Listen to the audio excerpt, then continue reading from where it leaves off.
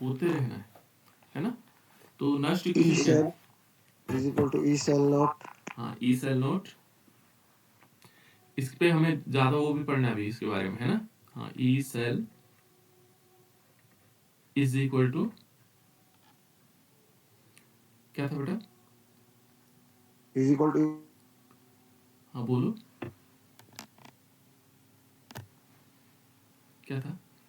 यहाँ पर था ई सेल, यहाँ पर आएगा फिर नोट माइनस क्या संख्या थी? 0.5 0.5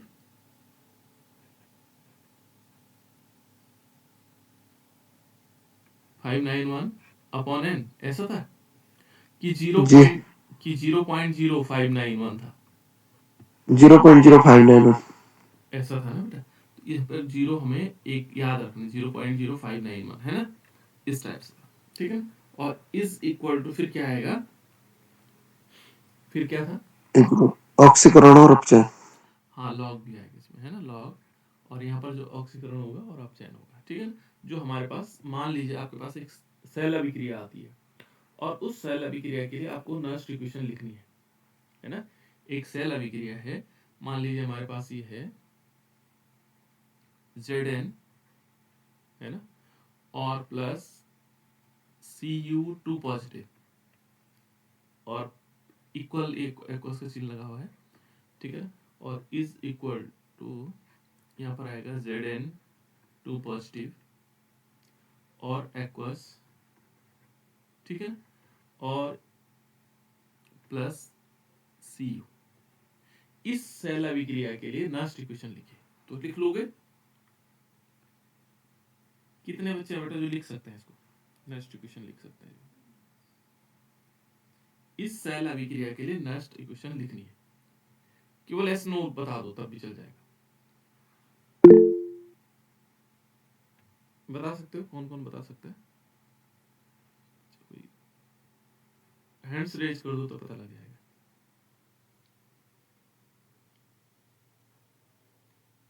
कितने बच्चों को आता होगा? सब महादेव को आता है, और किसी बच्चे को नहीं आता है? चलो मैं बता देता हूँ, देखो हमने करना कुछ नहीं बेटा, महादेव बताओ तो क्या कैसे होगा। देखो ई सेल है, यहाँ दो चीजों की हमें जानकारी करनी है। इस सेल को हम दो भागों में तोड़ सकते हैं। देखो जिंक से जिंक 2 पॉजिटिव, कॉपर 2 पॉजिटिव से कॉपर, ये तो हमें पता है ना।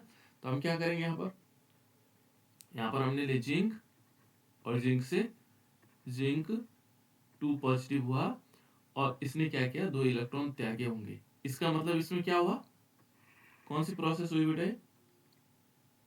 ये आप लोग जानते हैं, ये तो बहुत सिंपल चीज है बेटा, बोलो। Zn से Zn2 पॉजिटिव बना, कौन सी अभिक्रिया हुई? ऑक्सीकरण. हाँ बिल्कुल, ऑक्सीकरण, ठीक है ना, ये ऑक्सीडेशन हुआ, है ना, ये ऑक्सीकरण हुआ, ठीक है। ये कहाँ चली गई बेटा? निशा कहाँ चली गई? निशा ने ज्वाइन किया और गायब, ध्यान रखना पड़ेगा, है ना। और दूसरा देखो, इसमें हुआ ऑक्सीकरण, दूसरा क्या हुआ, यहाँ कॉपर Cu2 पॉजिटिव है, और इससे Cu बना। कैसे बन सकता है ऐसा? ये Cu2 पॉजिटिव से Cu कैसे बनेगा? जब ये 2 इलेक्ट्रॉन लेगा यहाँ पर, तभी तो 2 इलेक्ट्रॉन खत्म, 2 पॉजिटिव चार्ज खत्म होंगे। 2 इलेक्ट्रॉन क्या करेंगे, 2 पॉजिटिव चार्ज को खत्म करेगा, तो ये बन जाएगा, ठीक है ना। यानी कि इसने 2 इलेक्ट्रॉन लिए, क्या हुआ, अपचयन। यहां पर हमें क्या करना होता है कि इस नष्ट इक्वेशन में, देखो ये नष्ट इक्वेशन में ई सेल लिखा हुआ है। ई सेल का मतलब क्या होगा, यहाँ पर हमारे पास सेल कौन सा है, इस ई सेल की जगह हम रख सकते हैं, कौन सी वैल्यू रख सकते हैं बेटा? ई सेल की जगह हम क्या रखते हैं? यहाँ पर यदि देखोगे तो ई सेल की जगह क्या रखेंगे, बताओ। आप लोग तो बता सकते हैं बेटा। ई सेल की जगह यहाँ पर हो तो ई सेल लिख लो, कोई फर्क नहीं पड़ता। लेकिन एक चीज हम और भी लिख सकते हैं इसमें, क्या लिख सकते हैं मालूम है? देखो मैं बताता हूँ कैसे हो सकता है। यहाँ पर हम ई लिखेंगे, और सेल कौन सा है, देखो ये है कॉपर और जिंक वाला, है ना। तो ई सेल की जगह हम क्या करेंगे, यहाँ पर लिखेंगे जो हमारे पास सेल कैसे बनता है, सेल को जो बनाने का तरीका होता है वो क्या होता है, जो पूरा सेल लिखेंगे कैसे लिखेंगे, यहाँ पर लिखा जाए जो ई सेल होगा वो लिखा जाएगा ई सेल, और यहाँ पर है जिंक 2 पॉजिटिव ऑब्लिक जिंक, है ना। और प्लस क्या होगा, इसके साथ क्या जुड़ेगा, यहाँ पर प्लस ये भी जुड़ेगा, कौन सा, ई सेल यानी कि कॉपर पॉजिटिव और सी, ये बन गया बेटा ई सेल हमारे पास, है ना, इन दोनों से मिलाकर। लेकिन कोई बात नहीं, हम इसको ऐसे नहीं लिखेंगे, हम लिखते हैं ऐसे भी लिख सकते हैं, है ना, कैसे सिंपल ही लिखेंगे, इस रूप में लिखा जा सकता है। यदि हम नेक्स्ट इक्वेशन लिखना चाह रहे हैं तो हमें बाकी चीजें तो हमें पता है, लेकिन हम क्या करते हैं, ई सेल लेते हैं, यानी कि ई सेल, और यहाँ पर क्या होगा, इज इक्वल टू, फिर माइनस चिन्ह आएगा, और ई नोड सेल होगा। उसे दो पार्ट में लिखा जाता है बेटा, उसको अलग अलग, है ना, ये ध्यान रखना, नेक्स्ट इक्वेशन पूरे पूरे उस फॉर्म में लिखते हैं उसको, ठीक है। ई सेल, अब क्या आएगा, इसके बाद आएगा ई सेल, सॉरी मैंने माइनस पहले लगा दिया, गलत है, माइनस ये आएगा 0.0591, है ना, अपॉन एन का मान कहां से आएगा, एन का मान जितने इलेक्ट्रॉन उसने दिए और जितने इलेक्ट्रॉन लिए, इनकी संख्या समान होती है बेटा, दोनों कंडीशन में समान होती है। तो ये कितने हैं, एन इज इक्वल टू होगा 2 इलेक्ट्रॉन, ठीक है ना। एन का मान कहां से आ जाएगा, इन दोनों से आ जाएगा, तो यहाँ पर हम बटे में 2 लिख सकते हैं, ठीक है ना, क्योंकि हमारे पास किसके लिए आएगा, ये आएगा ई नोट सेट के लिए। अब क्या करना है, इसके बाद जब 2 आ जाए फिर हम क्या कर सकते हैं, लॉग, और यहाँ पर क्या आएगा, जो हमारे पास जिसका ऑक्सीकरण हुआ, देखो ऑक्सीकरण के फलस्वरूप ये बना Zn2 पॉजिटिव, यहाँ पर आएगा Zn2 पॉजिटिव पर, इसको सक्रिय मात्राएं लिखें, है ना। ये Zn के बाहर 2 पॉजिटिव कर देंगे, कर सकते हैं, और इसको एक्वस भी लिख सकते हैं बेटा, और बटे में क्या आ जाएगा, यहाँ आएगा Cu, लेकिन कौन सा वाला आएगा, पॉजिटिव चार्ज वाला, Cu कौन सा वाला आएगा, पॉजिटिव चार्ज वाला, Cu2 पॉजिटिव चार्ज, और यहाँ एक्वस होगा, ठीक है ना, ऐसे करके। तो ये इस प्रकार से हमारे पास नेक्स्ट इक्वेशन हो जाएगी इस वाली सेल अभिक्रिया के लिए। फिर इसके मान दिए हो तो हम उनको भी सॉल्व कर सकते हैं, है ना, उसके मान दिए हुए हो तो उसको भी हम सॉल्व कर सकते हैं, ठीक है। और जो ई सेल होता है बेटा, हमेशा ई सेल कैसे निकालते हैं, cathode minus anode, E cell हमेशा कैसे निकलता है, ई सेल बराबर कैथोड माइनस एनोड, जो कैथोड होगा उसमें से, जो कैथोड पार्ट में से एनोड घटा देंगे, ये हमने पहले पढ़ा, ई कैथोड माइनस ई एनोड, ऐसा हमने पहले पढ़ा हुआ है ना, इस प्रकार से आ जाएगा। तो ई सेल हम ऐसे निकाल सकते हैं, यहाँ पर ई नोड कैथोड वाला माइनस एनोड, तो इस टाइप से, ठीक है। तो ये है लास्ट इक्वेशन, आ जाएगा, सबको आ जाएगा, कोई बच्चा है बेटा जिसको नहीं आता हो, जिसको नहीं आ पाएगा, चलो एक रिएक्शन मैं और लिख रहा हूँ, और उस रिएक्शन के लिए नेक्स्ट इक्वेशन निकालो। जैसे मान लीजिए सपोज हमारे पास निकिल है, और निकिल पर कोई चार्ज नहीं है, ठीक है ना, इस टाइप से दिया देंगे वो आपको, है ना, सिंगल डॉट आएगा, यहाँ एक रेखा आ जाएगी, इसमें निकिल आएगा, 2 पॉजिटिव आएगा, एक्वस आएगा, फिर दूसरा डबल लाइन से, ये जो डबल लाइन है बेटा ये क्या है, यहाँ पर साल्ट ब्रिज के रूप में हम इसका काम करते हैं, है ना, डबल लाइन आएगा, फिर क्या आएगा एजी, और एजी पे कितना पॉजिटिव चार्ज आएगा, एजी पे एक पॉजिटिव चार्ज, ये एक्वस होगा, फिर क्या होगा, सिंगल लाइन एजी। बताओ अब इसके लिए हमें नेक्स्ट इक्वेशन लिखनी है, तो लिखो तो, कितने लोगों को आ रहा है, कितने लोगों को नहीं आ रहा है, ये बताओ, इसको हम आसानी से लिख सकते हैं, कोई ज्यादा टफ नहीं है।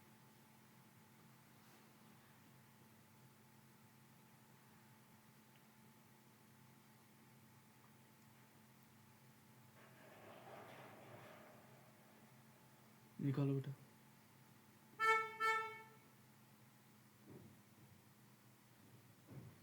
कैसे कैसे निकल सकता है,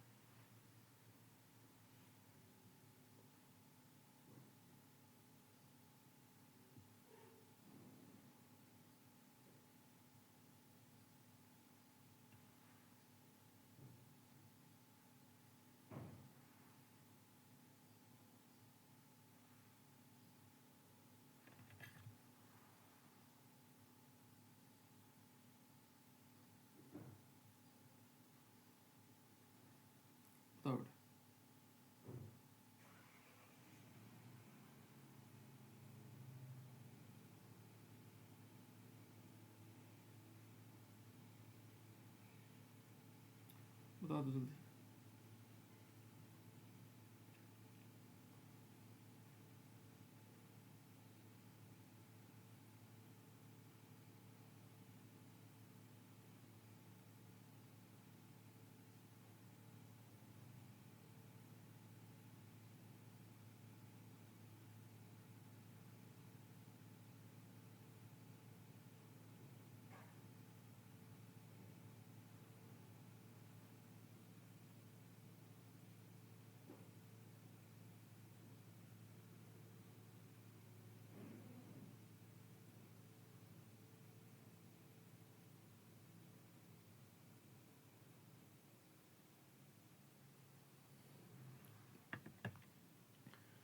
आ रहा है या नहीं आ रहा?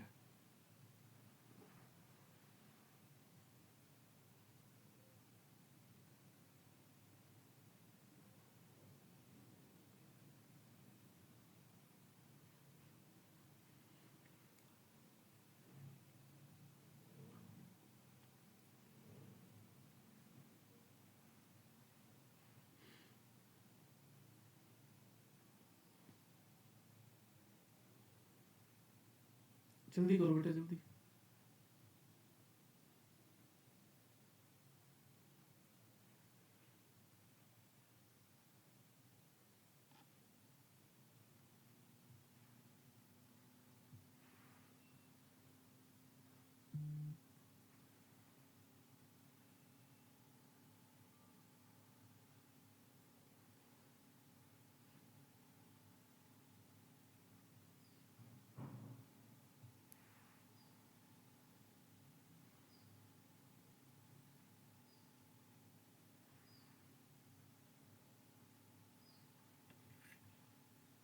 ओके बेटा।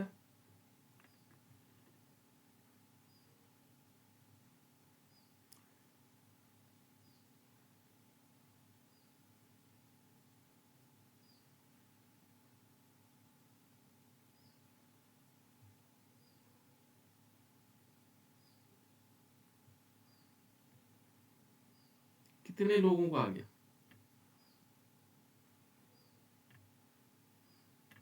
जल्दी बताओ।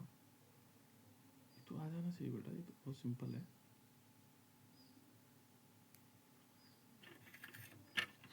यहाँ पे देखो हमने करना क्या है, बहुत सिंपल है बेटा। इसमें क्या करना है कि जैसे मान लीजिए, एक मिनट,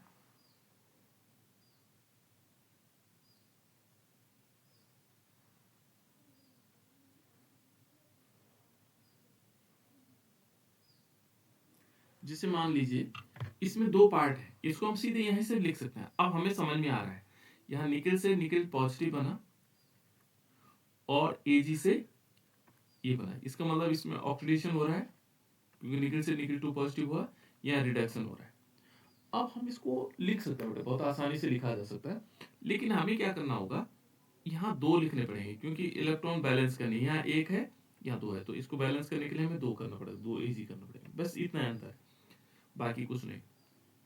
देखो हम क्या कर सकते हैं, E cell is equal to क्या आएगा, ई नोट सेल आएगा और माइनस क्या आएगा 0.0591 अपॉन एन की वैल्यू क्या हो गई, दो हो जाएगी क्योंकि हमने क्या कर दिया, इसमें दो पॉजिटिव कर दिया। लॉग आएगा किसमें ऑक्सीडेशन हुआ बेटा, जिसमें ऑक्सीडेशन हुआ उसके आयन को हम लिखेंगे निकल टू पॉजिटिव एक्वस, और इसको बड़े वाले ब्रैकेट के अंदर रखेंगे। बटे में क्या आएगा, यहाँ पर एजी आएगा, लेकिन एजी पे क्या आएगा, एक पॉजिटिव चार्ज आएगा, एक्वस आएगा, और इसकी घात को हम दो लिखेंगे। बस इतना अंतर है क्योंकि यहाँ पर हमने संख्या क्या ली थी, दो ली थी। बस इतना ही अंतर है बेटा, बाकी कुछ नहीं। ये हमारे पास सब्स्टिट्यूशन हो जाएगी इस अभिक्रिया के लिए, सेल अभिक्रिया के लिए। ये इंपॉर्टेंट है, इस बार पूछा जाएगा। नस्ट इक्वेशन लिखने के लिए पूछी जाएगी, है ना, कि नस्ट इक्वेशन को हम किस प्रकार से लिख सकते हैं। ठीक है, क्लियर हुआ, सबको आ गया होगा। अब किसी को दिक्कत नहीं होनी चाहिए, है ना। चलो ये तो था बेटा हमारे पास नस्ट इक्वेशन। दूसरा हमने एक पढ़ा था प्रथम कोटि की अभिक्रिया के लिए वेग व्यंजक, है ना। प्रथम कोटि की अभिक्रिया के लिए वेग व्यंजक किस प्रकार से निकाला जा सकता है, हम क्या करेंगे, यहाँ पर रिएक्टेंट लेंगे और उसको प्रोडक्ट में कन्वर्ट करेंगे। देखो रिएक्टेंट चेंज इनटू प्रोडक्ट है ना। अब इस रिएक्टेंट से प्रोडक्ट बनाना है, कैसे बनता होगा, तो हमें सबसे पहले वेग निकालना है। इस पे क्वेश्चन आता है बेटा, ध्यान रखना। वेग बराबर कैसे निकालते हैं, वेग बराबर जितनी अभिकारक पदार्थ में की सांद्रता में कमी आती है वो क्या कहलाता है, उस अभिक्रिया का वेग कहलाता है। ऐसा हमने परिभाषा में पढ़ा। तो कितनी कमी आई, यहाँ पर हम समय के साथ जो अभिकारक सांद्रता अभिकारक की सांद्रता में परिवर्तन होता है वो उसका वेग कहलाता है। तो यहाँ पर इसकी सांद्रता में कैसे परिवर्तन निकालेंगे, यहाँ आएगा D active mass of R upon D T. Clear, ये इसकी सांद्रता में परिवर्तन। दूसरा हम वेग क्या निकालते हैं, वेग हमेशा क्या होता है, जो अभिकारक है उसकी सांद्रता के समानुपाती होता है। ये दूसरी परिभाषा थी। इन दोनों परिभाषाओं को ले लेते हैं ना, वेग और वेग नियम के अनुसार यदि देखेंगे तो यहाँ पर क्या होगा, हमारे पास k आएगा, और क्योंकि ये प्रथम कोटि की अभिक्रिया है इसलिए इसकी पावर क्या हो जाएगी, 1 हो जाएगी। जिसकी पावर 1 होती तो वो 1 ही के बराबर हो जाता है ना, इसको हम 1 ही ले लेते हैं। तो अब हमें क्या करना है, इन दोनों समीकरणों को, इस समीकरण 1 मान लो, इस समीकरण 2 मान लो। अभी इससे रिलेटेड मैं क्वेश्चन करवा रहा हूँ इसलिए मैंने यहाँ पर आया है ना। देखो अब हमने क्या करना है, यहाँ पर इन दोनों में अभिक्रियाओं में देखेंगे क्या होना है, बराबर है दोनों। तो हम वेग बराबर क्या हो सकता है, ये हो सकता है माइनस डी और active mass of R upon D T, और इज इक्वल टू के और active mass of R. R की घात 1 है तो कोई फर्क नहीं पड़ेगा, हम 1 मान लेते हैं उसको, है ना। इससे लिखने की जरूरत भी नहीं पड़ेगी। पहले में शून्य था इसलिए हम उसकी जगह पूरी की जगह 1 लिखते थे, शून्य कोटि की अभिक्रिया, क्योंकि यहाँ पर एक अभिकारक पदार्थ का सांद्रण परिवर्तन हो रहा है इसलिए 1 लिखा। वहां शून्य पदार्थ का अभिकारक की सांद्रता का परिवर्तन हो रहा था इसलिए हमने शून्य लिखा था, और शून्य जब घात होगा तो उसका मान 1 हो जाता है। ठीक है, अब देखो हम क्या करेंगे, इस r को ले लेंगे यहाँ क्रॉस मल्टीप्लिकेशन, और इस dt को ले लेंगे ऊपर। इस माइनस के चिन्ह को हम इधर ले सकते हैं, है ना। तो हमने क्या किया, d active mass of r, in 3 condition को याद रखना है। dt लेना है यहाँ, r को लेना है यहाँ, और माइनस यहाँ लेना। तो देखो ये आ गया, ये एक्टिव मास ऑफ r हो गया, और इज इक्वल टू क्या आएगा, माइनस के डी टी। बस जब ये आ जाए इसके बाद हम क्या करेंगे, इसका समाकलन करेंगे। अब यहाँ पर लिख सकते हैं हम समाकलन करने पर, यहाँ लिख सकते हैं बेटा समाकलन, और जब हम समाकलन करने पर क्या लिखोगे तो हम इसको ऐसे भी कर सकते हैं, इसके ऊपर समाकलन का चिन्ह भी लगा सकते हैं। देखो हमने ऐसे चिन्ह लगा दिया, ये ना भी लिखो कोई फर्क नहीं पड़ता, यहाँ लिख दिया तुमने समाकलन करने पर, तो ये ऐसे भी कर सकते हैं। देखो D active mass of R upon active mass of R, है ना, और इज इक्वल टू माइनस के, ये बाहर रहेगा, और डी टी का हम समाकलन करेंगे ऐसे, है ना। तो जब हम इसका इंटीग्रेशन करते हैं तो इसका इंटीग्रेशन आता है लेन, और यहाँ आएगा एक्टिव मास ऑफ आर। ठीक है, इज इक्वल टू के, तो ऐसे रहेगा, माइनस के का कोई नहीं होता है, और यहाँ पर क्या होगा, जो डी टी है ना इसका समाकलन टी हो जाता है। ठीक है, और यहाँ पर आ जाएगा प्लस आई। ये हमारे पास इक्वेशन नंबर 3 मान लो इसको, चलो ठीक है। ये मानने पे डिपेंड है, आप लोग इसको इस टाइप से याद रखना। देखो अब हमने क्या करना है, जब ये आ जाए तो यदि ये जो इक्वेशन है, यदि कहता है कि यदि यहाँ पर टाइम बराबर 0, ध्यान ये रखना है कि जब समय 0 होता है तो जो अभिकारक की जो सांद्रता होती वो प्रारंभिक सांद्रता के बराबर, यानी कि जो अभिकारक होगा वो क्या होगा, आर नोट होगा। ऐसा जब टाइम 0 होता है तो ये आर जो होता है वो आर नोट होता है। आर नोट का मतलब प्रारंभिक सांद्रता होती है, शुरू की जो सांद्रता है, ये इसका मतलब ही होगा कि जब समय 0 होगा तो ऐसे में ये माना जाता है कि जो अभिकारक है उसकी जो सांद्रता है वो प्रारंभिक सांद्रता के बराबर है, ये माना जाता है ना। तो यहाँ पर हम क्या करेंगे, इसमें इस वैल्यू को इस इक्वेशन में रख देंगे, इक्वेशन 3 में रखेंगे, तो यहाँ पर क्या आएगा लेन, और आर की जगह क्या होगा, क्योंकि सांद्रता क्या होगी, प्रारंभिक सांद्रता हो गई, आर नोट हो गया, इज इक्वल टू होगा क्या होगा, माइनस के इंटू टी का मान क्या होगा, 0 हो जाएगा। ठीक है ना, टी का मान क्या होगा, 0 हो जाएगा। और जब टी का मान 0 हो जाएगा फिर क्या कर सकते हैं बेटा, फिर हम क्या कर सकते हैं, इसके बाद प्लस आई लिखेंगे, ये तो है, ये तो पूरा 0 हो जाएगा, है ना। तो यहाँ पर क्या आएगा plus I is equal to हमारे पास कितना होगा लेन, इसको ध्यान से समझिएगा, ये आएगा क्वेश्चन पेपर में, है ना। यदि ये भी नहीं आएगा तो इसकी जगह क्या क्वेश्चन बनते हैं मैं बताऊंगा अभी, ठीक है। यहाँ पर इस टाइप से आएगा और इसकी वैल्यू को हम क्या करेंगे इक्वेशन नंबर 3 में रखेंगे। ये चौथी इक्वेशन मान लो, समीकरण जो चौथा है इसकी वैल्यू 3 में रखेंगे। तो हम लिख भी सकते हैं और ना भी लिखना चाहो तो कोई फर्क नहीं पड़ता। यहाँ पर लिख सकते हैं समीकरण 4 का मान समीकरण कौन सा है 3 में रखने पर, ठीक है। ये अंडरस्टूड भी है, वैसे आसानी से रख सकते हैं। हमें ये ध्यान रखना है, लिखना भी है ना। तो अब हम क्या करेंगे, देखो लेन आर तो पहले से था इसमें, एलन आर ये तो पहले से था, इज इक्वल टू क्या हुआ माइनस के और टी भी पहले से था, प्लस क्या हो जाएगा, बस जब ये आ जाए तो उसके बाद प्लस यहाँ पर आई की जगह में क्या लिखना है लेन और active mass of R naught, ठीक हो गया। बस जब ये आ जाए बहुत आसान हो गया। अब देखो जो माइनस वाला है इसको सबसे पहले इधर लेके आओ और इस आर को हम इधर लेके आएंगे, लेकिन ये माइनस में होगा। तो हमने क्या किया के टी बना दिया इसको, क्योंकि यहाँ माइनस था इधर आके प्लस हो गया, है ना। यहाँ क्या था ये लेन आर पहले से प्लस था, इसके पहले चिन्ह प्लस लगा हुआ है, इसको देखो ये प्लस लगा हुआ है, प्लस का चिन्ह लगा हुआ है इसमें, है ना। और इसमें इसने उधर जाके माइनस होना है तो लेन और माइनस आर हो जाएगा। ये ध्यान रखो बेटा, लॉग में जब माइनस वाला होता है उसको नीचे लिख लेते हैं, तो हम इसको ऐसे भी लिख सकते हैं के टी इज इक्वल टू, यहाँ लेन एक साथ लिखेंगे लेन इन दोनों के लिए, यहाँ होगा active mass of R naught upon active mass of R, ऐसे भी हम इसको लिख सकते हैं। हमें तो के चाहिए, तो के को के बराबर क्या आएगा ये 1/t आ जाएगा, यानी कि के इज इक्वल टू क्या होगा 1/t, है ना। और यहाँ आएगा लेन, तो यहाँ आएगा active mass of R naught upon active mass of R, ठीक हो गया, इतनी बात आ गई। अब हमें आसानी से इसको हमें जब लॉग के फॉर्म में लिखना होता है तो तब हमें थोड़ी सी परिवर्तन करना होता है, k is equal to 2.303 upon T तो वैसे रहेगा और यहाँ लॉग हो जाएगा, और लॉग होने के बाद क्या आएगा active mass of R naught upon active mass of R. भाई ये हमारे पास इक्वेशन आ जाती है बेटा प्रथम कोटि की अभिक्रिया के लिए कैसे हम वेग व्यंजक निकाल सकते हैं। ये निकला हमारा प्रथम कोटि के लिए वेग व्यंजक, ठीक है। अब इससे रिलेटेड हम एक क्वेश्चन को करने की कोशिश करते हैं।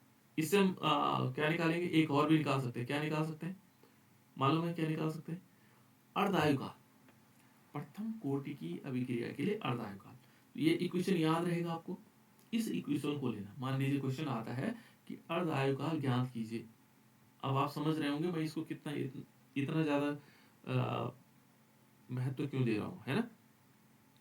ये 2k is equal to 2.303 upon T, और यहाँ पर क्या आएगा लॉग 10 बेस होगा active mass of R naught upon active mass of R, और इज इक्वल टू देखो यहाँ पर क्या होना है, यहाँ पर हम चलेंगे कि हमें अर्धायु चाहिए।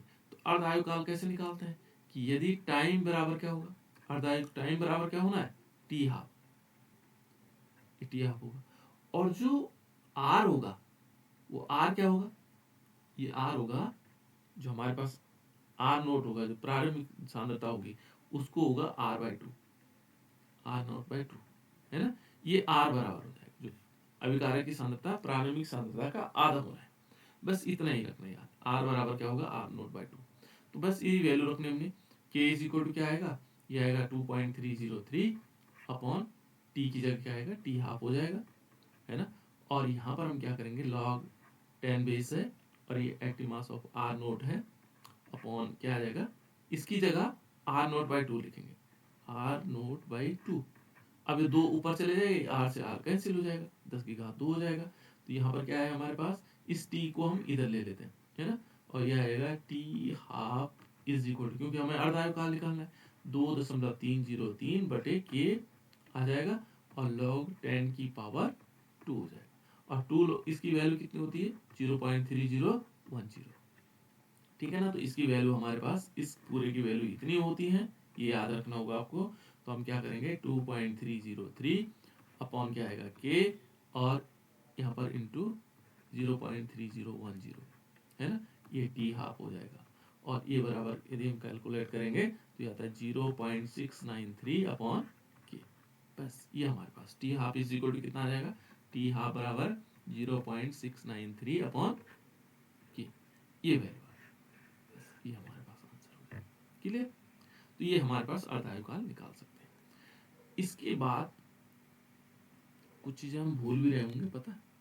ये अभिक्रिया है, देखो कितने मजेदार है ना? छोटा सा क्वेश्चन है, 1 नंबर का, लेकिन यहाँ जब तक लॉजिक नहीं होगा बेटा आपने कर नहीं पाओगे इसको, है ना?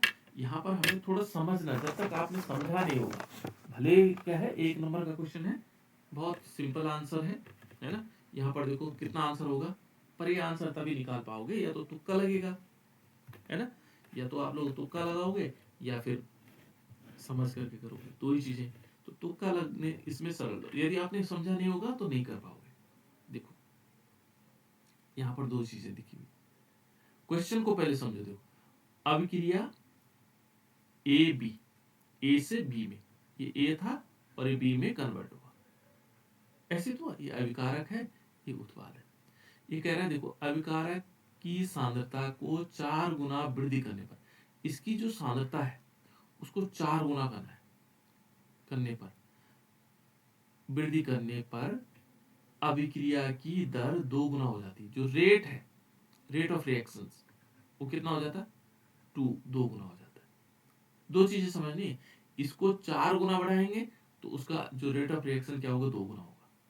अभिक्रिया की कोटि क्या होगी, अब इसने तो पूछा कोटि बतानी है, और कोटि हमें पता है इनकी घातों को जोड़ते हैं, ठीक है ना? जो अभिकारक पदार्थ होते हैं उसकी घातों को जोड़ते हैं। अब इसकी घात तो लिखा ही नहीं कुछ, इसकी घात लिखी भी कुछ, ये तो ए लिखा हुआ है। अब इसी से समझना होगा हमें, है ना? पहले देखो बेटा, हम रेट ऑफ रिएक्शंस कैसे निकालते हैं, किसी अभिक्रिया का दर कैसे निकालते हैं। अब भी हमने वेग निकाला, वेग बराबर कैसे निकालते हैं, वेग is directly proportional to active mass of A. जो अभिकारक पदार्थ होता है उसका हम इस प्रकार से वेग निकालते हैं, जैसे हमने पहले निकाला ना, वेग बराबर हमने कहा था उसमें जब हम प्रथम कोटि की अभिक्रिया निकाल रहे थे, वेग directly proportional to active mass of A, R लिखा था हमने, ऐसा लिखा था हमने, है ना? याद होगा आप लोगों को, शून्य कोटि में भी लिखा और प्रथम कोटि में भी लिखा। यहाँ पर भी हम क्या करेंगे कि जो रेट है, दर है, अभिक्रिया की दर है, यहाँ पर दर पूछा उसने, है ना? दर डायरेक्टली प्रोपोर्शनल टू ए होगा, क्योंकि यहाँ पर अभिकारक क्या है, ए है। वहां तो हम आर मान रहे थे रिएक्टेंट, और पी मान रहे थे प्रोडक्ट। यहाँ रिएक्टेंट ए है, यहाँ बी है, तो याद नहीं करना, हमने समझना है ना? तो हमेशा जो अभिकारक होगा, अभिकारक यहाँ पर ए आर, वहां तो हमने जनरल लिया था आर, है ना? यहाँ पर हमारे पास अभिक्रिया का रेट ऑफ रिएक्शन ये होता है, और दूसरा हम रेट ऑफ रिएक्शन ये भी निकालते हैं, तो इससे नहीं निकलेगा, यानी कि D active mass of D A upon D T, इससे नहीं निकलेगा बेटा, है ना? इस वाले से नहीं, तो इस वाले से निकालेंगे। तो रेट इज इक्वल टू, यहाँ पर क्या आएगा, के और active mass of R A, ऐसे तो होगा। अब यहाँ हम परिवर्तन कर सकते हैं, क्या परिवर्तन करना हमने, देखो सिंपल चीजें। यहाँ पर कह रहा है कि जो अभिकारक पदार्थ है उसकी सांद्रता, देखो अभिकारक पदार्थ कौन है, अभिकारक ए है, और उसकी सांद्रता का 4 गुना करना है। तो ये जो अभिकारक एक है ना, इसको 4 गुना कर दो, बस हमने क्या करना है, इसका 4 गुना कर दिया, 4a कर दिया, सॉरी मैंने गलत कर दिया, यहाँ पर क्या करना, 4 इंटू ए, 4 गुना, और इसकी सांद्रता बढ़ा दी, 4 गुना कर दिया, है ना? कि बराबर क्या हो जाएगा। दूसरा क्या कह रहा है कि जो रेट ऑफ रिएक्शंस है वो 2 गुना हो गया, इसका रेट, ये रेट क्या होगा, 2 गुना होगा, 2r, सॉरी स्मॉल आर लिखेंगे इसको, है ना, आर। इतनी बात क्लियर हुई। इसमें दो, अच्छा चलो पहले मैं एक बार, है ना, इसको मिटा देता हूँ ताकि आप लोगों को समझ। पहली कंडीशन क्या थी, हमने कहा rate is equal to K और इंटू ए, ये तो शुरुआती दौर था हमारा, है ना? रेट ऐसे निकाला हमने। दूसरा ये तो था रेट निकालने का तरीका। दूसरा हमने रेट निकाला, रेट क्या हुआ, rate is equal to K, और यहाँ पर हमने क्या कर दिया, ये 4 गुना हो गया, ठीक है ना, और बटे में क्या हुआ, ये 2 गुना हो गया, है ना? ये दो इक्वेशन बन गई, दो क्या बन गई बेटा, इक्वेशन बन गई। इसमें हम क्या करेंगे, जो इक्वेशन नंबर 1 है इसको इसको इससे भाग देंगे, इसमें भाग देंगे, है ना। तो हम सिंपल क्या लिख लेते हैं, 2r, तभी तो निकल पाएगा, इज इक्वल टू k, और यहाँ पर आएगा एक्टिव मास ऑफ 4 इंटू ए की पावर कुछ नहीं लिखते, है ना, और यहाँ पर आएगा r is equal to k, और यहाँ पर क्या आएगा, एक्टिव मास ऑफ ए। तो देखो यदि हम इसको देखेंगे तो 4 गुना कैसे कर सकते हैं, इसको मैं ऐसे लिख सकते हैं 4 एक्टिव मास ऑफ 4 इंटू ए की पावर, ऐसा लिख सकते हैं इसको, है ना। ये 4 बाहर से लिख दो तब भी चल जाएगा, है ना, ऐसे लिखा जा सकता है। तो इस ए से ये ए कैंसिल, इस के से ये के कैंसिल, इस आर से आर कैंसिल, तो इसका मतलब क्या हुआ, 2 इज इक्वल टू क्या होगा, 2 की पावर 2, 2 की पावर 2।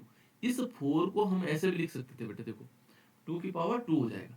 तो यहाँ पर जो होगा, जो अभिक्रिया की कोटि होगी, इस 2 से 2 तो 2 बेस है, तो हम सिंपल 1 बराबर 1, यानी कि यहाँ पर 2 आएगा, इसकी घात 2 ही, तो इसका मतलब कोटि 2 होनी चाहिए, ठीक है।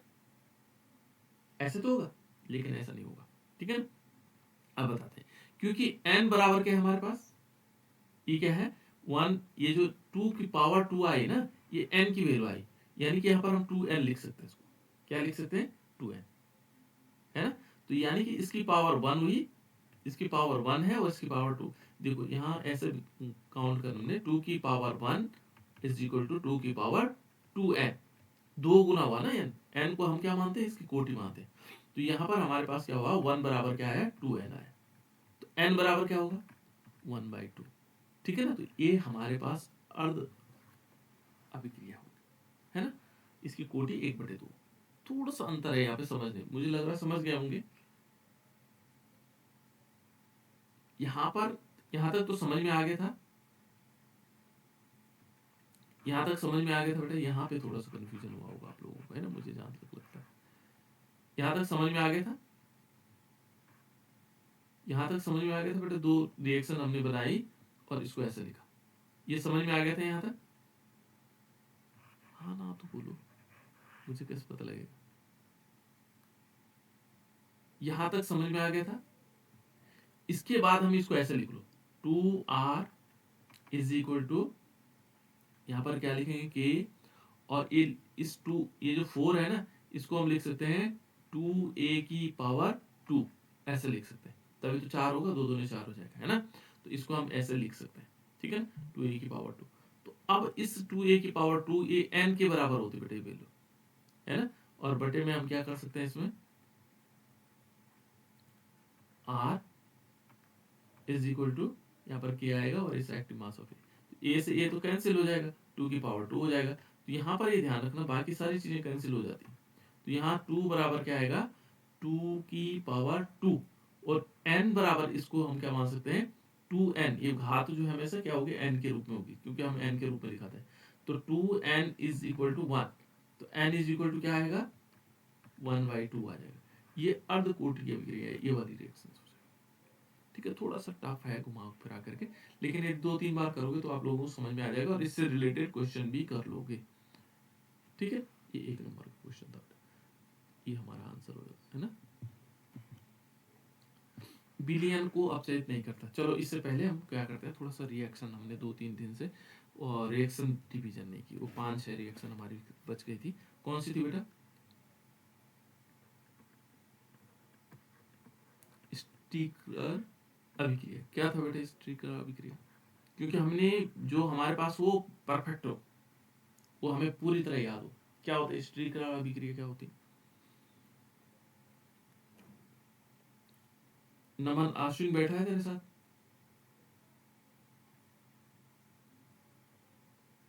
नमन के साथ आश्विन बैठा है या नहीं बैठा, सर बैठा है। हाँ तब ठीक है। स्टिकर अभिक्रिया क्या है बेटा,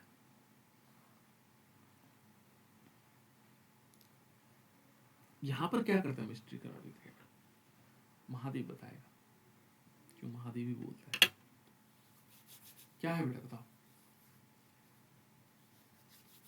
स्टिकर अभिक्रिया क्या है। मानसी तुम बताओ बेटा, तुम्हें मैं पूछता ही नहीं हूँ ना, स्ट्रीकर अभिक्रिया क्या है? जो अल्फा एमीन देते हैं। हाँ, अल्फा अमीन देते हैं। किसके कौन देते हैं अल्फा अमीन? एल्डिहाइड। एल्डिहाइड। बिल्कुल है ना।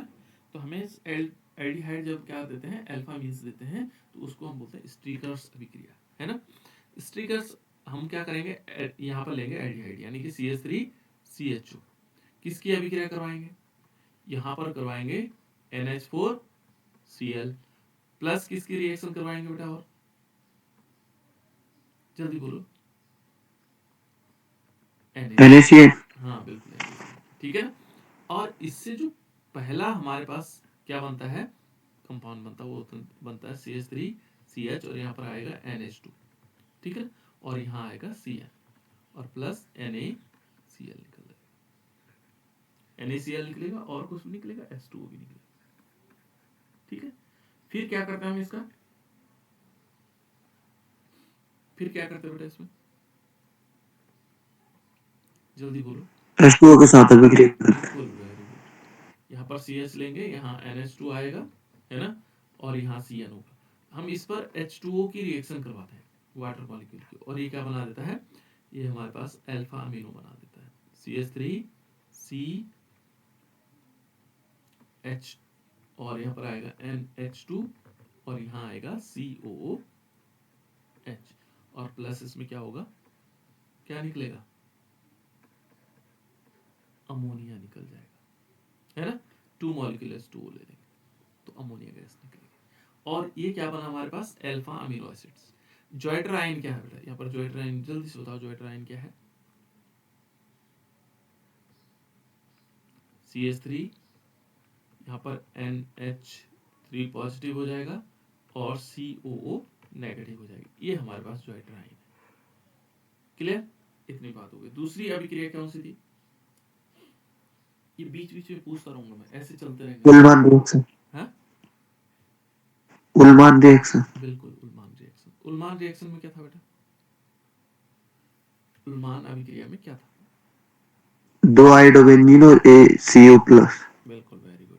हम क्या करेंगे, आइडोबेंजीन से बाइफेनिल बनेगा, आइडोबेंजीन ये लिया प्लस 2Cu लिया, फिर दूसरा आइडोबेंजीन लिया, है ना, और इस आइडोबेंजीन से हमारा बन गया बाइफेनिल, इसको हम बोलेंगे बाइफेनिल डाइफेनिल, जो भी कहना चाहो, है ना। और प्लस इसमें क्या होगा, CuI निकल जाएगा 2 मॉलिक्यूल, ये उल्मान रिएक्शंस हो जाएंगे। उसके बाद कौन सी थी बेटा, उसके बाद कौन सी अभिक्रिया थी, टिंसिको। हाँ टिंसिको अभिक्रिया, वेरी गुड। टिंसिको अभिक्रिया में क्या होता था, 2 एल्डिहाइड ग्रुप लेते थे। हाँ 2 एल्डिहाइड ग्रुप लेते थे, क्या होता था, जब हमने 2 एल्डिहाइड ग्रुप लिया, है ना, 2 मॉलिक्यूल लिए थे CH3CHO, फिर किसके साथ अभिक्रिया करवाते थे, बोलो क्या था, ये याद करना बहुत जरूरी है। C2H5O की होल थ्राइस और एयर, यहाँ का एयर था बेटा, AlCl3। हाँ AlCl3, ऊपर वाले एयर ही था ना, AlCl3। क्या बनेगा, ये बनेगा, देखो CH3 COO CH2 CH3, ये एस्टर बनता है, एल्डिहाइड से एस्टर बनता है, ठीक है ना, इस टाइप से हो जाएगा। नेक्स्ट क्या था बेटा, विलियमसन संश्लेषण। विलियमसन संश्लेषण। क्या होता था विलियमसन संश्लेषण, बहुत इंपॉर्टेंट रिएक्शन है। विलियमसन संश्लेषण में क्या होता था, ये निशा बता बेटा, बीच में गायब हो जाती, पता, विलियमसन संश्लेषण में होता क्या है,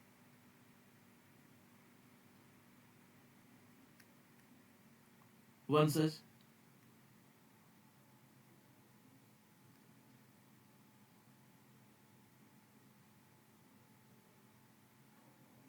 संध्या है बेटा, संध्या नहीं है, तनीषा,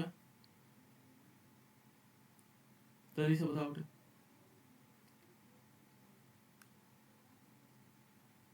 तनीषा भी नहीं है,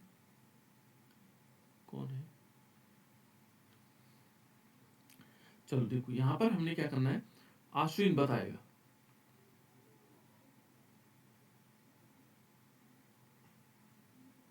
एल्केन से ईथर। हाँ, एल्केन से एल्किल हैलाइड से ईथर बनना है ना। हमने क्या लेना, CH3Br, और इस पर हम क्या करेंगे, एल्कोक्साइड की रिएक्शन करवाएंगे, है ना। और यहाँ पर क्या लेते हैं हम, ये बन जाता है CH3O, CH3 बनता है, और प्लस NaBr बन जाता है, सोडियम ब्रोमाइड। ये देखो ईथर बना। कैटलिस्ट होता है कुछ क्या,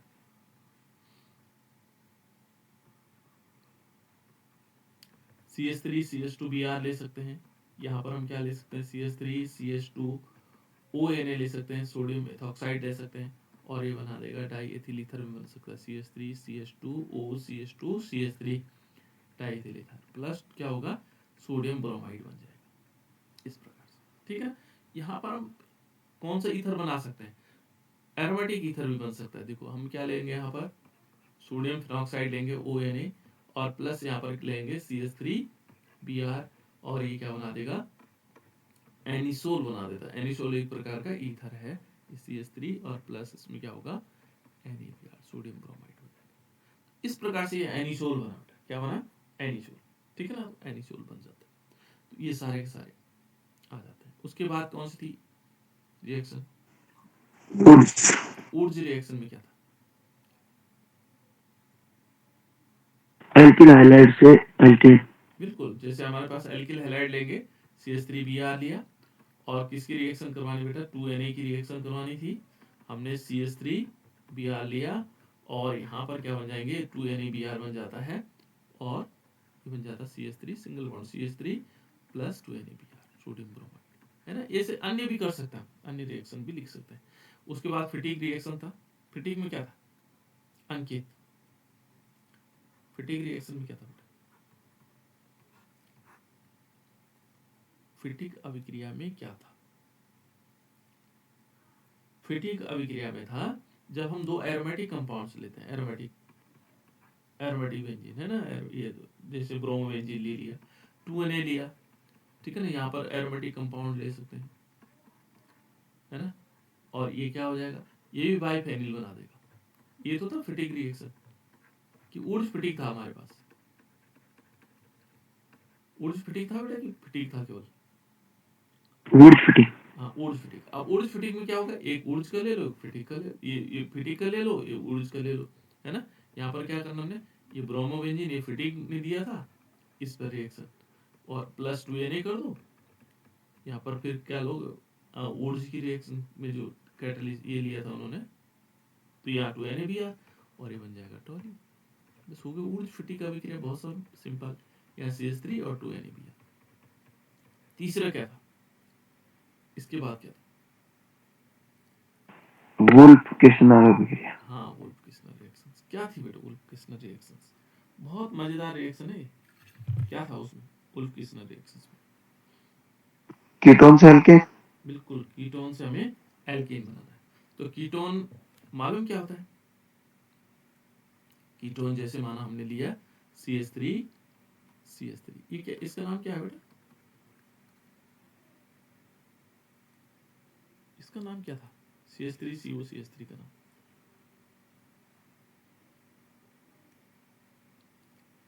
एसीटोन। बिल्कुल एसीटोन था, है ना।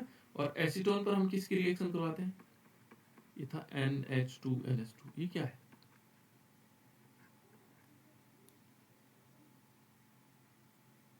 ये हाइड्रोजन है। क्या है बेटा, ये हाइड्रोजन है ना। जब हम हाइड्रोजन की रिएक्शन करवाते हैं तो यहाँ से क्या निकल जाता है, H2O निकल जाता है ना। तो ये देखो यहाँ पर क्या होगा, CH3 और यहाँ पर आया N सिंगल बॉन्ड,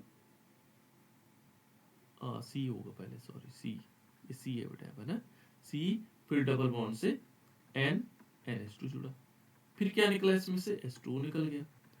फिर हम क्या करते हैं इसको, CH3 and C double bond NH2, इसको कैटलिस्ट लेते हैं। क्या कैटलिस्ट लेते हैं बेटा, पोटेशियम हाइड्रोक्साइड। कितना टेम्परेचर होता है, 453 से 473 केल्विन। क्या बनेगा, देखो मुझे भी रिएक्शन याद हो गई है ना, CH3 और यहाँ पर क्या बनेगा, इस CH2 बन जाएगा और प्लस इसमें N2 गैस निकल जाएगी। इसको हम ऐसे भी लिख सकते हैं या ऐसे भी लिख सकते हैं, CH3 CH2 CH3 ये बन जाएगा। तो इस प्रकार से बन सकता है। ये बना हमारे पास एल्केन, 3-5 और रिएक्शन हमारी कंप्लीट हो। ठीक है ना बेटा, इस टाइप से हम इनको लिख सकते हैं। किसी को दिक्कत आ रही है इनमें? इनकी प्रैक्टिस जितनी मैक्सिमम कर सकते हो कर लो, है ना, जितनी मैक्सिमम हो सकती है बेटा। देखो हमें क्या करना है, तरीका यही है पढ़ने का, है ना, कि हमने जो चीजें याद कर दी उनका रिवीजन, उनका करना है रिवीजन, मस्ट है। रिवीजन नहीं करोगे तो खत्म हो जाएगा सारी चीजें, है ना। तो अब परीक्षाओं तक ये कुछ चीजों को हमें करते रहना है और साथ साथ में हमें पेपर सॉल्व भी करना है। ऐसा नहीं कि पेपर सॉल्व नहीं किया, पेपर सॉल्व भी करना है। और पेपर सॉल्व में हमें बहुत सारी चीजें दिखाई देंगी। देखो बेटा यहाँ पर कह रहा है कि कौन सा निम्न में से कौन फेलिंग विलयन को अपचयित नहीं कर सकता है। इनमें से कौन है जो अपचयित नहीं करेगा? देखो जो अपचयित कर सकते हैं उनको पहले जान लेते हैं। देखो ये तो कर लेगा, एल्डिहाइड भी कर लेगा, फॉर्मिक एसिड भी कर लेगा, केवल ये नहीं कर पाता, ये इसको अपचयित नहीं कर सकता है। क्लियर समझ में आए? तो ये नहीं कर सकता और ये कर सकते हैं। अब क्वेश्चन क्या होता है, देखो यहाँ ध्यान ये देखना है कि हम क्या करते हैं कि फेलिंग विलयन को अपचयित नहीं कर सकता, ये याद करके ले गया। वहां उसने पूछा कि निम्नलिखित में से कौन सा फेलिंग विलयन को अपचयित करता है, बस नहीं है उसने छोड़ दिया और करता है। और वहां दे दिया एल्डिहाइड भी दे रखा है, फॉर्मल्डिहाइड और ये फॉर्मिक एसिड दे रखा। मान लीजिए उसने क्या किया, अपचयित कर सकता है और वहां दे दिया एसिटिक एसिड CH3COH और दूसरा दे रखा है SCOH, तीसरा दे रखा और भी एसिड दे रखा, 2-3 एसिड। तो हमारा ध्यान क्या रहता है कि हमने पिछली बार क्वेश्चन आंसर दिया था एसिटिक एसिड, ये अपचयित नहीं करता बेटा, ध्यान रखना। फेलिंग विलयन एसिटिक एसिड को अपचयित नहीं करता है, ये याद रखना। और फॉर्मिक एसिड को अपचयित करता है। तो अब उसने कहा अपचयित करता है तो आप फॉर्मिक एसिड। कई बार बच्चे पूछते हैं कि देखो जी पिछली बार तो आंसर में ये था, इस बार आंसर ऐसे कैसे हो गया। यहाँ पर ही ध्यान रखना, नहीं शब्द आया ये अपचयित नहीं कर सकता बेटा, बाकी सारे अपचयित कर देता। ठीक है ना, तो ये ध्यान रखिएगा। ये क्वेश्चन भी काफी इंपॉर्टेंट है, ये 2025 का ही है। अब देखो इसमें देखो नेक्स्ट क्वेश्चन है हमारे पास, ये देखो बेटा यहाँ पर एक ग्रिग्नार्ड अभिकर्मक का विरिंचन शुष्क ईथर की उपस्थिति में मैग्नीशियम पर क्रिया द्वारा किया जा सकता है। इनमें से एक कह रहा है कि ना हमें ग्रिग्नार्ड अभिकर्मक बनाना है, ये कहना चाह रहा है ना। देखो एक ग्रिग्नार्ड अभिकर्मक का विरंजन शुष्क ईथर की उपस्थिति में मैग्नीशियम पर क्रिया द्वारा किया जाता है ना। अब किसकी क्रिया द्वारा, कौन है, किस पर करेंगे हम, यहाँ पर कौन सा तत्व लेंगे जिस पर हम क्या करेंगे, मैग्नीशियम की रिएक्शन करवाएं और ईथर की उपस्थिति लें और हमारे पास क्या बन जाए, ग्रिग्नार्ड रिएजेंट बन जाए। तो आप लोगों को कौन सा लग रहा है इसमें ग्रिग्नार्ड रिएजेंट? अल्कोहल बना सकता है? नहीं बना सकता। हमने क्या पढ़ा था, हमने पढ़ा था CH3Br, ये मेथिल ब्रोमाइड हो। यहाँ हमने पढ़ा था CH3CH2Br, इस पर हम मैग्नीशियम की रिएक्शन करवाते थे, हमारे पास ईथर बन जाता था। CH3CH2Br था और इस पर हमने Mg की रिएक्शन करवाई और ईथर की प्रेजेंस लिया और ये हमारे पास ग्रिग्नार्ड रिएजेंट बन गया। ऐसा बनता था ना ग्रिग्नार्ड रिएजेंट। लेकिन यहाँ पर एथिल एथेनॉल के साथ तो देखा नहीं हमने। अब दूसरा देखो, ये एल्किल हैलाइड है बेटा, इससे संभावना है, देखो ये हैलोजन ग्रुप है, ये हैलोजन ग्रुप है। बाकी एसिड के साथ भी हमने नहीं देखा, इसके साथ भी नहीं देखा, है ना। तो हम क्या करेंगे, ये हमारा आंसर सही हो जाएगा क्योंकि ये इससे मिलता जुलता है। देखो CH3CH2Cl और प्लस हम क्या कराएंगे Mg के साथ, तो ये क्या बनाएगा CH3CH2, क्योंकि ये हैलोजन ग्रुप का है, वो भी हैलोजन ग्रुप का है, तो CH-MgCl, ये भी हमारे पास ग्रिग्नार्ड रिएजेंट ऐसे बन सकता है। ठीक है ना, ये एक प्रकार का जो मेन बनता है बेटा, वो तो हमारे पास ये ब्रोमीन के साथ बनता है, पर लेकिन इसके साथ भी हम ग्रिग्नार्ड रिएजेंट बना सकते हैं। तो ये आंसर हमें ऐसे भी देखने, ठीक है। देखो यहाँ पर वांट ऑफ गुणांक निकालना, किसका मान अधिकतम होगा, वांट ऑफ गुणांक, इसको स्क्रीनशॉट मारो पहले। वांट ऑफ गुणांक निकालने का तरीका बता रखा मैंने आप लोगों को कैसे निकाला जाता है। यहां पर क्या करना होता है कि वियोजन से पहले वांट ऑफ गुणांक क्या होता है, ऐसे लिखा जाता है। वियोजन से पूर्व, वियोजन नहीं हुआ, अणुओं की संख्या, और वियोजन के पश्चात अणुओं की संख्या, है ना, सॉरी, वियोजन के पहले, देखो वियोजन के पहले क्या होगी, कितनी संख्या है उसकी वो बटे में आ जाएगा, और वियोजन के बाद कितनी संख्या होगी ऊपर आ जाएगा। तो जैसे एक एग्जांपल के तौर पे NaCl को देता है ना, क्योंकि इसमें पूछा हुआ है निम्न में से किसके लिए वांट ऑफ गुणांक का मान अधिकतम होगा, तो हम आयोडीन इज इक्वल टू यहाँ पर लेते हैं। देखो वियोजन के बाद क्या होगा, ये वियोजन करेंगे इसका आयरन के बाद, है ना, Na पॉजिटिव और Cl नेगेटिव, कितना हुआ, एक Na पॉजिटिव हुआ और एक Cl नेगेटिव हुआ, ठीक है ना, 2, और बटे उससे पहले कितना था, उससे पहले 1 ही था, है ना, तो कितना आएगा 2/1 बराबर कितना आया 2। अब इन सब का निकालना, इसका KCl का भी 2 ही आएगा। देखो ना, वाट ऑफ गुणांक I इज इक्वल टू क्या होगा, वियोजन पहले K पॉजिटिव होगा और Cl नेगेटिव होगा, है ना, तो यहाँ पर कितना होना चाहिए, देखो यहाँ पर देखो बेटा, ये 1 ये हुआ और 1 ही हुआ, यानी कि 1 + 1/1 बराबर कितना हुआ 2, 2/1 बराबर 2 हुआ, है ना। MgSO4 को देखो, MgSO4 भी क्या होगा, Mg 2 पॉजिटिव और SO4 2 नेगेटिव। अब देखो Mg भी 1 है, SO4 भी 1 है, तो यहाँ पर क्या आएगा, वांट ऑफ गुणांक 1 + 1/1 हो जाएगा, उससे पहले 1 ही था, है ना, तो ये भी 2, 2/1 बराबर 2। अब इसका देखो, इसमें क्या होगा, इसमें क्या है, यहाँ पर आएगा 2K पॉजिटिव, ऐसा 2 तो क्या होंगे K पॉजिटिव होंगे, क्योंकि K पर 1 प्लस चार्ज होता है, तो ये 2 है ना, और SO4 पे 2 negative.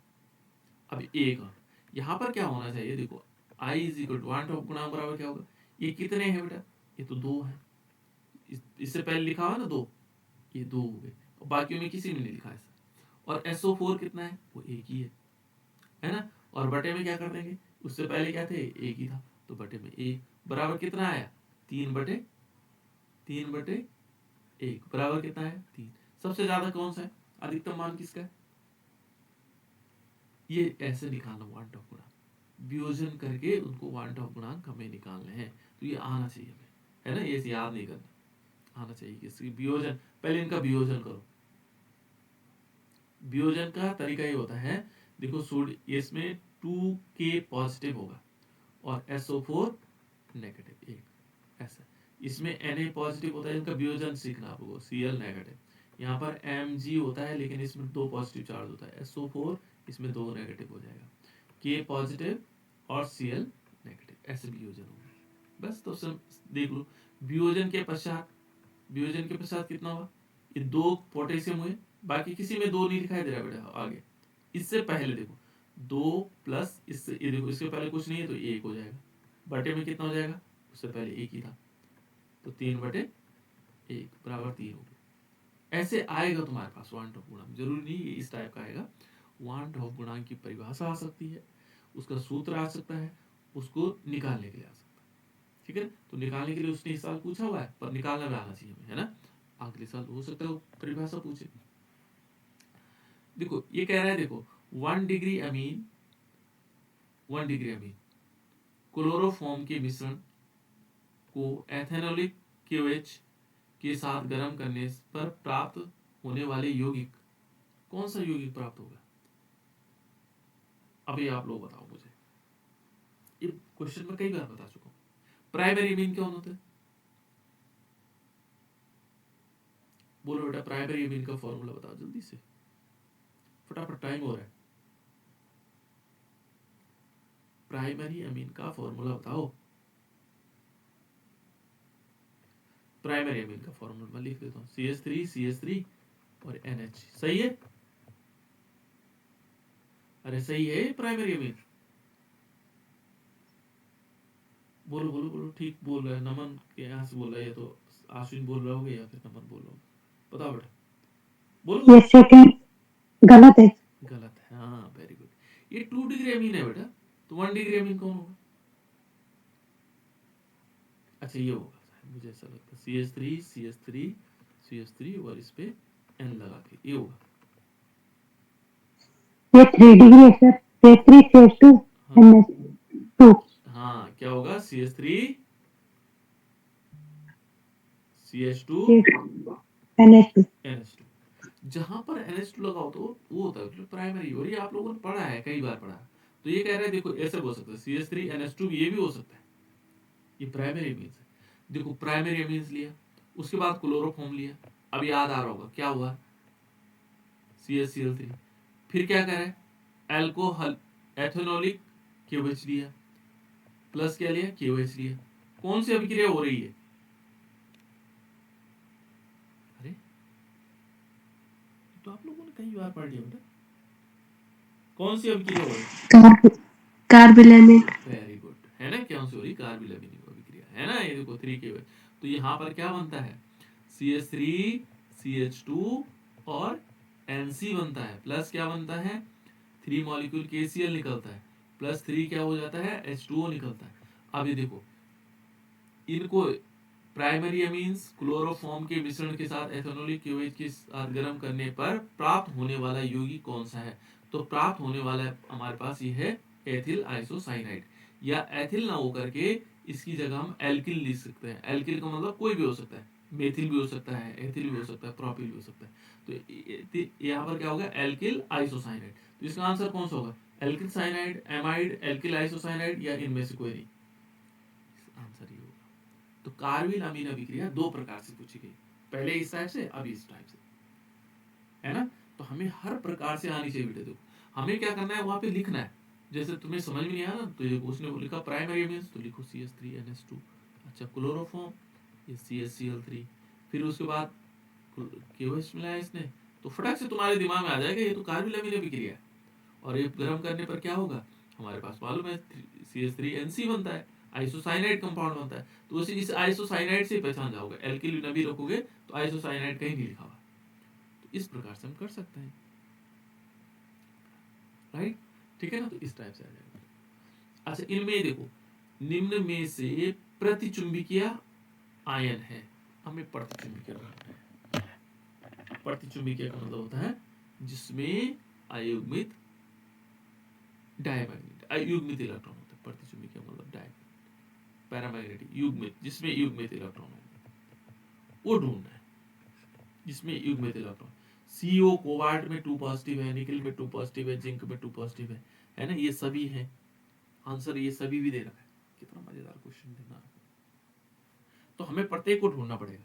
Ferrous cobalt nickel, cobalt ferrous होता है 26, कोबाल्ट होता है 27, है ना, निकल होता है 28 और जिंक होता है 30। 27 एक का लिखोगे तो हमें आसानी से आ जाएगा, निकल ये होगा 28 और ये जिंक होगा 30। फेरस कोबाल्ट निकल, है ना। तो एक का लिखना हमने पहले, देखो 1s2 2s2 2p6 3s2 3p6, देखो कितना इंपॉर्टेंट है 4s2 3d7, यहां हम जैसे लिखे है ना। ये तो फेरस हो गया। अब देखो यहां पर है कितना 2 पॉजिटिव, 2 पॉजिटिव का मतलब 2 इलेक्ट्रॉन निकलेंगे, 2 इलेक्ट्रॉन निकलेंगे इसमें से बाह्यतम कक्षा से। अब देखो यहाँ पर डी में कितने हैं 7 हैं, तो 7 का मतलब ए से जो ना दो 1 2 3 4 5 6 और 7। ये कह रहा है इनमें से कौन सा प्रतिचुंबकीय होगा जिसमें 2 युग्मित, इसमें तो अयुग्मित इलेक्ट्रॉन है, 1 है 2 है 3 है, इसका मतलब ये नहीं। अब यहाँ देखो निकल का देखो 28 है, 28 में 2 पॉजिटिव चार्ज, यानी कि क्या होगा 4s2 और 3d8 होगा, है ना। तो इसमें भी क्या है 2 पॉजिटिव चार्ज, यहां से इलेक्ट्रॉन निकल जाएंगे तो डी का 8। अब आपको लिखना नहीं है, अब यहां समझना है। देखो 1 2 3 4 5 6 7 और 8, अभी 2 इलेक्ट्रॉन, 2 अयुग्मित इलेक्ट्रॉन। जिंक का देखो 30 हो गया, 4s2 और 3d10, ऐसे देखो।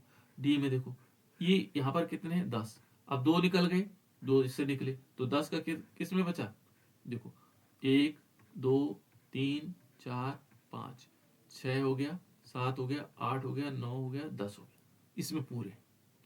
इसमें युग्मित इलेक्ट्रॉन है, तो युग्मित प्रतिचुंबकीय कौन होगा, ये होगा, टिक मार देंगे, है ना। तो हमारा आंसर इस टाइप से निकाला जाता है। तो हमें ऐसा नहीं कि हमें आना चाहिए, तुक्का नहीं लगाना है, ठीक है। हमें आना चाहिए तभी जाकर के क्वेश्चन आंसर, है ना। अब ये वाला क्वेश्चन, इस क्वेश्चन को आप स्क्रीनशॉट खींच लो और कल मुझे बताना है, ठीक है। इस क्वेश्चन को स्क्रीनशॉट खींच करके कल मुझे